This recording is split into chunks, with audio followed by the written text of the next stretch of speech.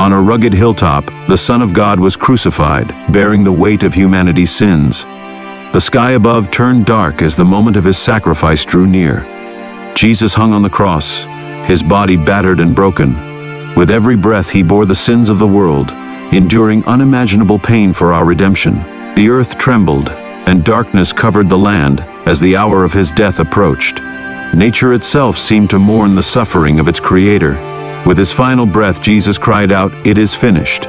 The veil of the temple was torn in two, signifying a new covenant between God and humanity. When Jesus died, he descended into Hades, the realm of the dead. But he did not go as a victim. He went as a victor. In the shadowy depths of Hades, Jesus' radiant presence pierced the darkness. The chains of sin and death began to shatter at his arrival.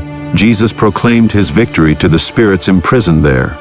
To those who had awaited salvation, he brought hope and fulfillment of God's promise. The chains that had bound humanity for generations were broken. Jesus' authority over sin and death was absolute, and the captives were set free. In his hand he held the keys of death and Hades, symbols of his triumph. He declared, "I am the living one. I was dead, and now I am alive forever." On the third day the stone was rolled away, and the tomb was empty. The resurrection was the ultimate proof of his victory over death. Jesus appeared to his followers, showing them his wounds and speaking peace into their hearts. He had risen just as he promised.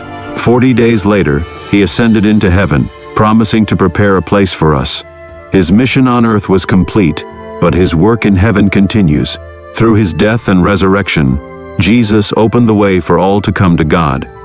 His sacrifice made eternal life possible for everyone who believes.